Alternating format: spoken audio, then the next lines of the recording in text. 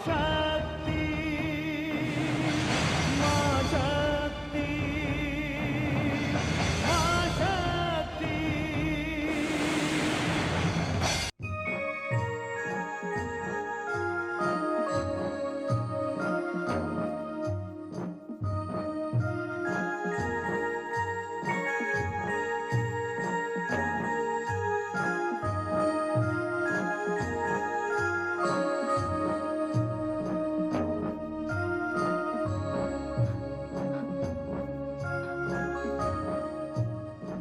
क्षमा कीजिएगा, भ्राता दक्ष अचानक अस्वस्थ हो गए हैं,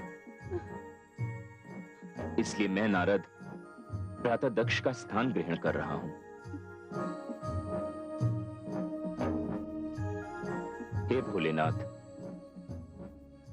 आपका स्थान सबसे ऊंचा और संबंध सबसे अधिक प्रिय है।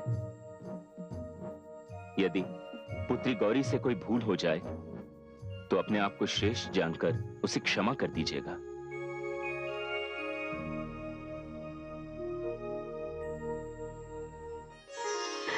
अपने पिता को क्षमा कर देना पुत्री, क्योंकि वे नहीं जानते कि कन्या के अक्षरों में कितनी शक्ति होती है।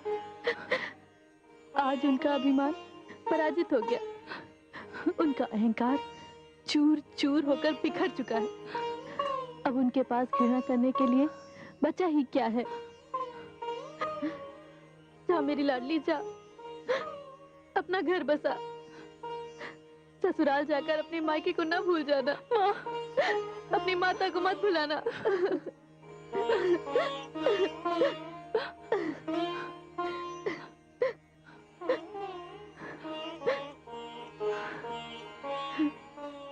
अखंड सौभाग्यवती भव।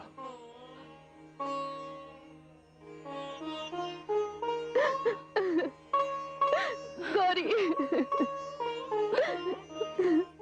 गौरी, चल पुत्री। जाओ गौरी। आइए भोलेनाथ। तायाश्री, आपने सचमुच पिता का धर्म निभाया है। आपका ये ऋण रहा मुझ पर। पुत्री, तू मां के घर से प्रसन्नता और सुख के पुष्प लेकर जा, ऋण का बोझ नहीं।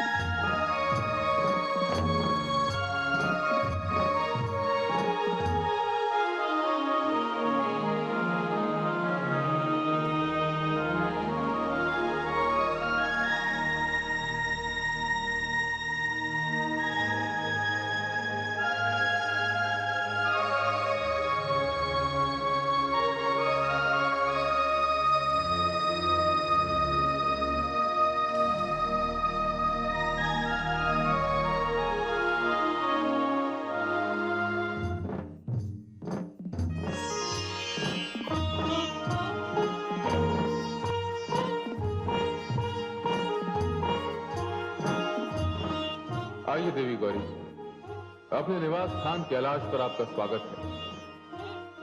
अपने शुभ चरण कैलाश की धरती पर रखकर इसे पवित्र कीजिए।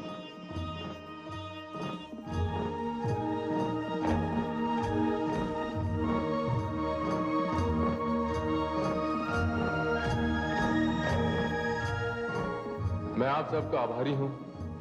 आपने बारात में सम्मिलित होकर मेरा मान बढ़ाया है। इस बारात में सम्मिलित होकर हम सब ने अपना मान बढ़ाया है।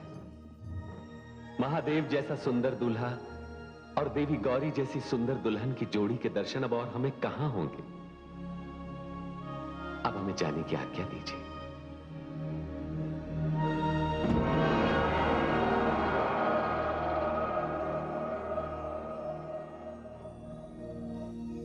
कहिए देवी, कैसा लगा आपको अपना नया निवास स्थान? स्वामी, आपने मुझे अपने हृदय में स्थान दिया। आपके हृदय से अधिक सुंदर स्थान भला क्या हो सकता है? नहीं देवी, मेरा तात्पर्य यह नहीं था, किंतु आपके पिता श्री दक्ष इस बात से चिंतित अवश्य होंगे कि उनकी पुत्री हिम से ढके कैलाश पर कैसे रहेगी। जैसे आप रहते हैं। देवी, जब तक पुरुष अकेला रहता है वो अपने निवास स्थान की ओर ध्यान नहीं देता, किंतु अपनी अर्धांगिनी को लाने से पूर्व उसे अपने निवास स्थान की व्यवस्था कर लेनी चाहिए।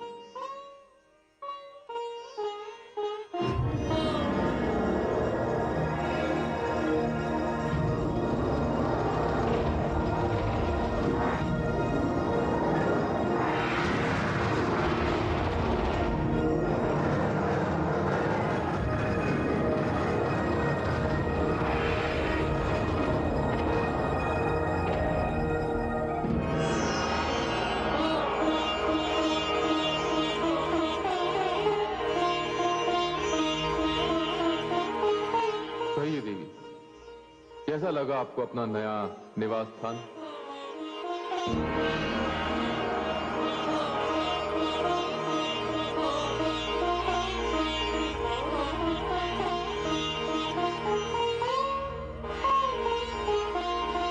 हे महादेव, यदि आप आज्ञा दी तो स्वामिनी को मैं साथ ले जाऊं? अवश्य देवी, अपने भवन में प्रवेश कीजिए।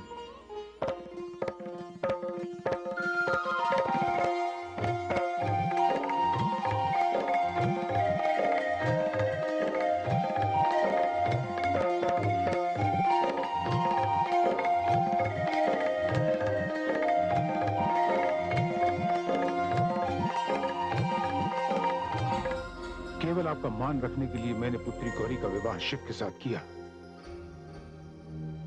यदि उसे किसी प्रकार का भी कष्ट हुआ तो इसके उत्तरदायी आप होंगे, केवल आप। बंद करो अपना नरगल प्रलाप।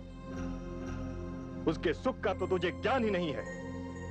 सच तो यह है कि तुझे शिव शक्ति का अब तक आभास ही नहीं है, किंतु इसका आभास तुझे अवश्य होगा। तुझे शिव शक्ति के दर्शन भी अवश्य होंगे। कभी कभी मुझे आश्चर्य होता है, मैंने तुझसे पहले संकादिक ऋषियों की रचना की, नारद की रचना की, मनु को इस संसार में लाया, उसके पश्चात कई मानव भी, किंतु तेरे जैसा हठी, अहंकारी और आडंबर में विश्वास रखने वाला इनमें से एक भी नहीं। अब मैं चलता हूं। यदि हो सके तो नारद को धन्यवाद अवश्य देना।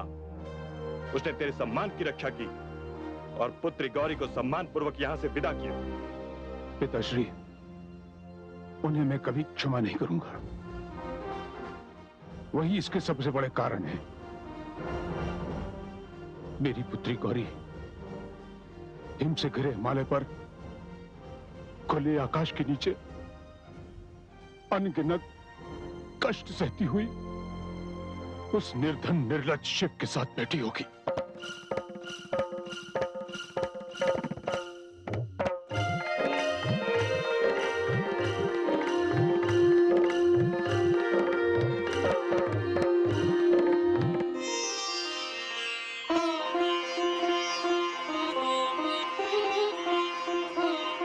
महादेवी सती, ये त्रिलोकीनाथ भगवान शिव का शक्ति कक्ष है। इस कक्ष के भीतर आपके अतिरिक्त किसी और को जाने का अधिकार नहीं है और ना ही किसी में इस कक्ष के भीतर जाने की क्षमता है।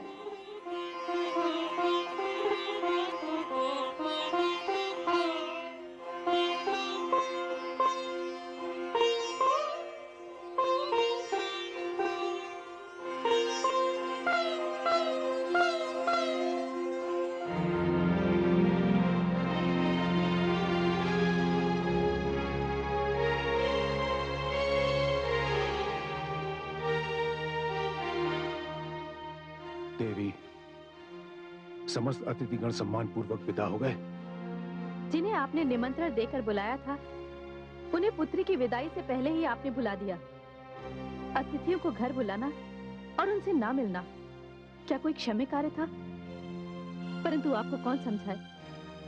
आप ना तो अच्छे पिता होने का धर्म निभा सके और ना ही अच्छे अतिथि सत्कार करने वाले का। देवी, शांत हो जाइए स्वामी। और वैसे भी आपको शांति तो मिल ही चुकी होगी। संसार में आज तक ऐसा कभी नहीं हुआ कि कोई भी पुत्री अपने पिता के द्वार से इस प्रकार विदा हुई हो। विदाई के समय पिता घर में था और पुत्री उससे मिल न सकी, उसे देख न सकी। वो रोती बिलखती अपने हृदय में उदासी का भार लिए चली गई। देवी, मैंने जो भी किया उचित किया। जो जिस योग्य था मैंने उसके साथ वैसा ही व्यवहार किया। और सत्य तो यह है कि मुझे गौरी के इस प्रकार विदा होने का तनिक भी दुख नहीं है। आपको दुख क्यों होगा? आप आदि प्रजापति ब्रह्मा जी के पुत्र जो ठहरे, श्रेष्ठ प्रजापति, प्रकांड पंडित, महान विद्वान। आप मुझ पर व्यंग कर रही हैं देवी। मैं आप पर व्यंग कैसे कर सकती हूँ? यदि सभी पिता अपनी कन्याओं के साथ इसी प्रकार व्यवहार करने लगे तो विधाता कन्याओं को जन्म देना ही बंद कर देगा। देवी, आप और आ गई हैं। आपकी मानसिक दशा ठीक नहीं है। मेरी मानसिक दशा कैसे ठीक हो सकती है, जिसने कुछ ही समय पूर्व अपनी लाडली पुत्री को बिना पिता के आशीर्वाद के विदा किया है। आपकी मानसिक दशा तो ठीक है ना, आप उसी में संतुष्ट रहिए। मैं तो हाथ जोड़कर सहस्त्रों बार भगवती परमेश्वरी को नमस्कार करती हूँ कि उनकी कृपा से मेरी पुत्री सकुशल अपने पति के घर चली गई।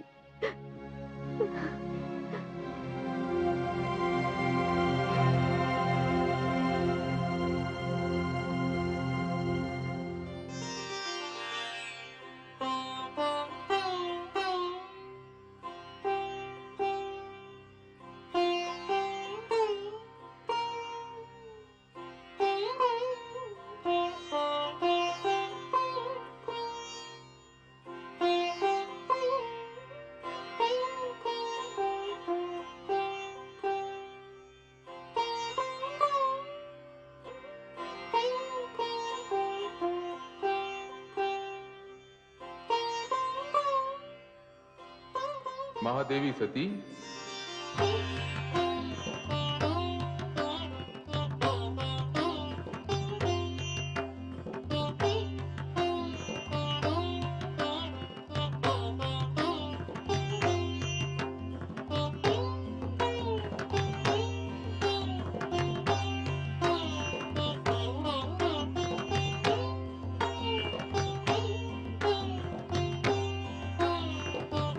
शक्ति कक्ष में आपका स्वागत है देवी। हे प्रभु, हे स्वामी, ये मैं क्या देख रही हूँ? मैं शिव की अर्धांगिनी हूँ, इसलिए मैं जानती हूँ ये कोई स्वप्न नहीं, यथार्थ है, कल्पना नहीं, सत्य है। किंतु आपका ये रूप। देवी, आप शिव की अर्धांगिनी हैं और आप जो कुछ भी देख रही हैं ये केवल आप ही देख सकती हैं, अन्य कोई देख नहीं सकता। मेरा ये रूप आप ही की दृष्टि है, आप ही की भावना है और मेरा ये रूप केवल आप ही के लिए है। सारी सृष्टि के लिए मैं संहार करता शिव हूं, किंतु आप शक्ति हैं, प्रकृति हैं, नारी हैं और मैं आपके रचना कार्य में आपका सहयोगी हूं। देवी, इस कक्ष के बाहर मैं शिव हूं, किंतु इस कक्ष के भीतर मैं आपका अर्धांग हूं और आप मेरी अर्धांगिनी हैं। देवी, पति पत्नी का संबंध बहुत ही पवित्र होता है, पावन होता है, मधुर होता है और इस संबंध की साक्षी उनके कक्ष की दीवारें होती। देवी, अब आप मुझे सदा ही इसी रूप में देखेंगे, क्योंकि मैं आपके अंतर्मन का शिव हूं और आप शक्ति हैं। हे शक्ति, हे शिव, हे शक्ति, हे शिव, हे शक्ति, हे शिव, हे शक्ति।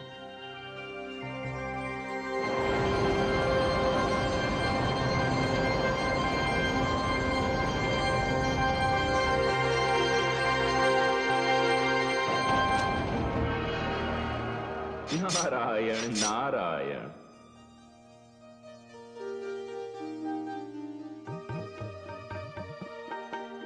आइए देवर्षि नारद। आपने अपने सेवक को याद किया प्रभु। भ्राता दक्ष के यहाँ मुझसे कोई त्रुटि तो नहीं हो गई? इसीलिए तो मैंने आपको बुलाया है देवर्षि, कि आप जैसे महान वैरागी इतने व्यवहार कुशल और भावुक होंगे, इसका ज्ञान तो मुझे भी नहीं था। आपसे क्या छिपा है त्रिलोकीनाथ, पर मैं क्या करता।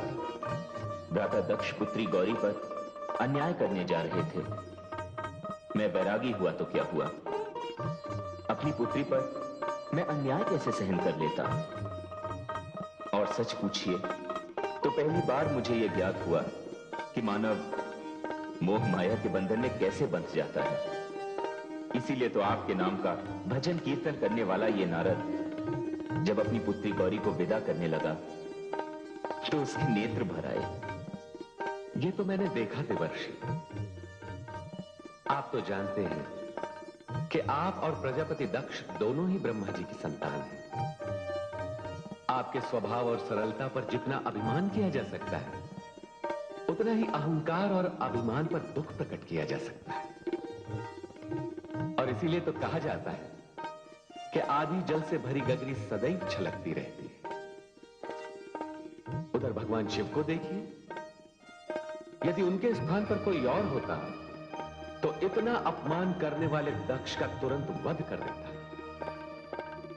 किंतु जहां शक्ति है, संयम है, वो शिव है। और जहां पाखंड है, आडंबर है और व्यर्थ का अहंकार है, वो दक्ष है। प्रभु ये बताएं कि कहीं मैं मोह माया के बंधन में तो नहीं बंध गया? नहीं देवर्षि नारद, आपने तो एक सच्चे संत होने का उदाहरण दिया है। जिस संत के हृदय में करुणा नहीं, ममता नहीं, दूसरों के प्रति मंगल की भावना नहीं, वो नारद हो ही नहीं सकता। मैंने आपका स्मरण इसलिए किया था कि भगवान शिव को उनकी शक्ति गौरी से मिलवाने में आपने महत्वपूर्ण योगदान दिया है। प्रभु आपके मुख से यह बात सुनकर मैं धन्य हो गया, मैं धन्य हो गया। नारायण नारायण।